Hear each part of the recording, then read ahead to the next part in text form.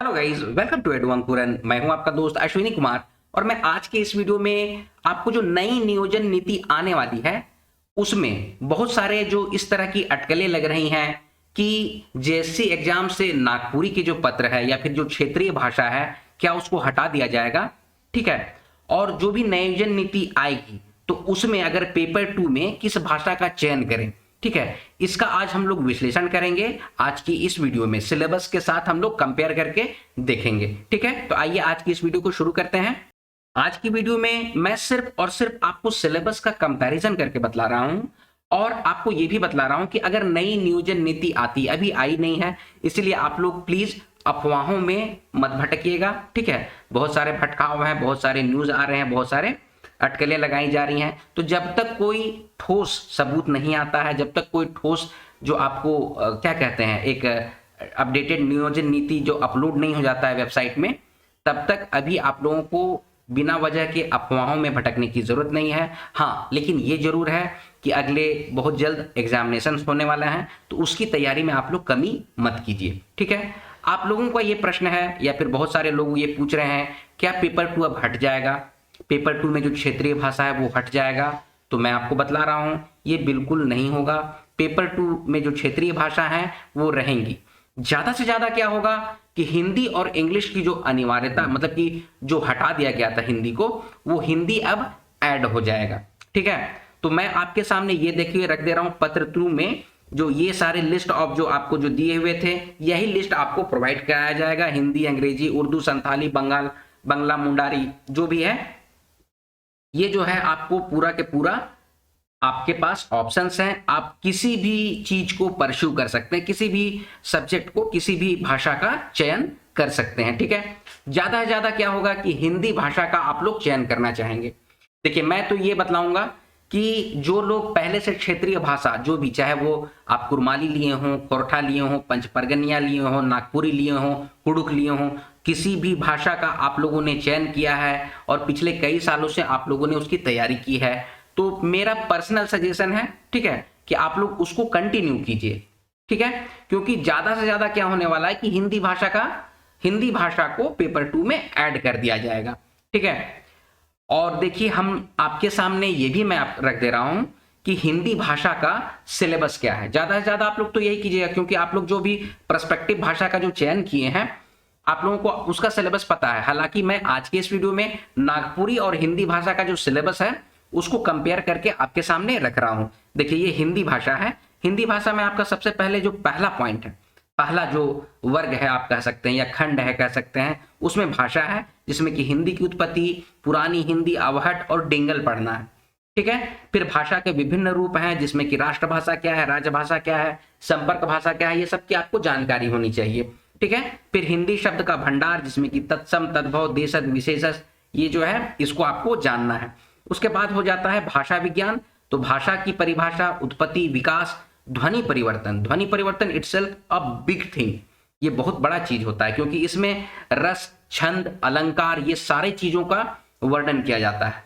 तो आप लोग जो लोग पहले से हिंदी आप लोगों की जो मजबूत है, अगर आप लोग ये सोच रहे हैं कि रिटेन तो नहीं है, सिर्फ एमसीक्यूज है, तो नंबर आ जाएगा।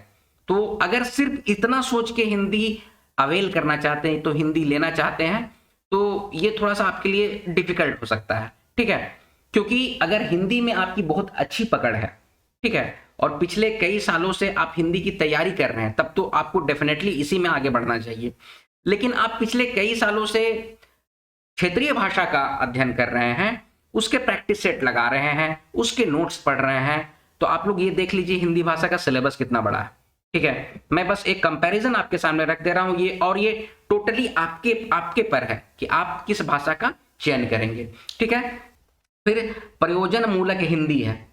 उसके बाद ये सिर्फ खंड 1 है। ठीक है, फिर खंड 2 में आइए जो कि साहित्य है, काव्य पुस्तक है, काव्य कुंज है। ठीक है, निर्धारित कवि जो है आपको विद्यापति, कबीर, सूरदास, तुलसीदास के बारे में, आपको इनकी जो काव्य रचनाएं हैं उसके बारे में अध्ययन करना है, उससे क्वेश्चन पूछा जाएगा। क्वेश्चन आपसे इस तरह से पूछ दिया जाएगा कि कोई श्लोक या कोई दोहा आपको दे दिया जाएगा और उस दोहे को आपको क्वेश्चन में रहेगा कि ये दोहा जो है वो कबीर दास का है, सूरदास का है, तुलसीदास का है, रसखान का है। इस तरह से क्वेश्चन पूछे जाएंगे, तो इस बात का आप लोग ख्याल रखिएगा। चलिए, फिर काव्य विधि है।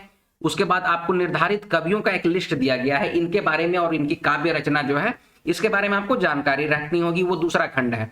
तीसरा खंड है आपका उपन्यास। उपन्यास में देखिए गोदान पढ़ना है, मैला आंचल पढ़ना है, राग दरबारी पढ़ना है। फिर चौथा खंड है कहानियां, ठीक है, यहाँ लिस्ट ऑफ कहानी दिया हुआ है। उसके बाद फिर आपको जो पढ़ना है वो क्या पढ़ना है, पुस्तक कथा, ठीक है, जो नाटक, ये पांचवा खंड है, ठीक है। तो नाटक में भी आपको भारतेंदु हरिश्चंद्र, जयशंकर प्रसाद और मोहन राकेश की नाटक पढ़नी है। फिर उसके बाद हिंदी साहित्य का इतिहास के बारे में, ठीक है। अब हिंदी साहित्य का इतिहास इटसेल्फ अ बिग थिंग, ठीक है, लेकिन इसमें एक प्लस पॉइंट ये है कि सिर्फ 2 ही लोगों के बारे में यहाँ पर स्पेसिफाई कर दिया है कि रामचंद्र शुक्ल के द्वारा और डॉक्टर नागेंद्र के द्वारा जो आपको हिंदी साहित्य का इतिहास है उसी की जानकारी रखनी है। उसके बाद फिर आपका आता है व्याकरण, ठीक है। तो ये आपका हिंदी का कंप्लीट लिस्ट है, ये देख लीजिए सिलेबस, ठीक है।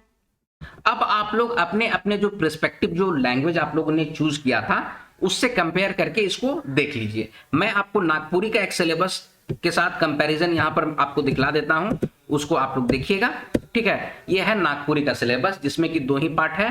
पार्ट 1 में सिर्फ व्याकरण है और पार्ट 2 में साहित्य है। अच्छा, अब साहित्य में भी देखिए यहां पर 4 पार्ट में डिवाइड किया गया है, लेकिन नागपुरी लोक साहित्य में अगर आप लोकगीत कंप्लीट कर लेते हैं, जो डॉक्टर भुवनेश्वर कुमार की अनुज की जो बुक है, इसको सिर्फ कंप्लीट कर लेते हैं, तो ये ख जो खंड, मतलब कि ये पार्ट ख जो है लोकगीत, ये ऑलरेडी कंप्लीट हो जाता है आपका, ठीक है। और अगर ज्यादा और कुछ अच्छा करना चाहते हैं तो डॉक्टर गिरधारी राम गोजू की बुक है, उसको पढ़ लेना है, या बहुत सारे जो कोचिंग मटेरियल और आपके जो यूट्यूब के द्वारा बहुत सारा पीडीएफ आपको प्रोवाइड कराया गया है, वो काफी है, ठीक है। तो आप लोग, और इसमें आपको अब बस एक ही बुक पढ़ना है जो कि एक्स्ट्रा है, जो कि बनकेवरा भाग 1 है, ठीक है। तो आप लोग कंपेयर करके देख लीजिए कि हिंदी का सिलेबस और नागपुरी का सिलेबस में कौन सा सिलेबस आपके लिए इजी टू कवर होगा, easy to repeat and revise होगा।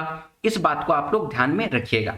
आज की इस वीडियो में मैं सिर्फ और सिर्फ कंपैरिजन बतला दिया हूं कि हिंदी का जो सिलेबस है वो क्या है और आपके क्षेत्रीय भाषा का जो सिलेबस है वो क्या है। क्षेत्रीय भाषा में स्पेशली मैं नागपुरी का सिलेबस कवर किया हूं और वो आपके सामने रखा हूं। तो आप लोग भी अपना जो क्षेत्रीय भाषा है उसके सिलेबस को देख लीजिए और हिंदी का जो सिलेबस है उसको कंपेयर करके देख लीजिए, क्योंकि अगले अगर 2 से 3 से 4 महीने में या 5 या 6 महीने में भी अगर एग्जाम होता है और उस एग्जाम में आप हिंदी के सिलेबस को कवर करके रिवाइज कर सकते हैं प्रैक्टिस सेट के साथ, तो डेफिनेटली आपको हिंदी भाषा का चयन करना चाहिए। और अगर आपको लगता है कि ये नहीं हो सकता है तो आप लोगों के लिए बेस्ट यही रहेगा कि पिछले कई सालों से आप अपने अपने पर्सपेक्टिव क्षेत्रीय भाषा का अध्ययन कर रहे हैं, उसका प्रैक्टिस सेट लगा रहे हैं, तो उसको आप लोग कंटिन्यू कीजिए, ठीक है। तो ये है वीडियो का अंत।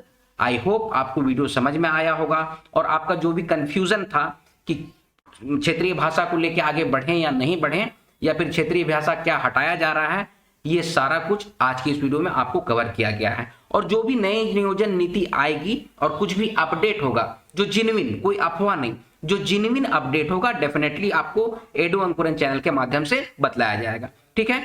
आज का वीडियो अब यहीं पर समाप्त करता हूं। वीडियो पसंद आया तो वीडियो को लाइक कीजिए, शेयर कीजिए, अपने सजेशंस कमेंट बॉक्स में कमेंट कीजिए और इसी तरह के वीडियोस पाने के लिए एडू अंकुरन चैनल को सब्सक्राइब कीजिए। मिलते हैं अगले वीडियो में, तब तक आप लोग अपना ख्याल रखिए। जय हिंद।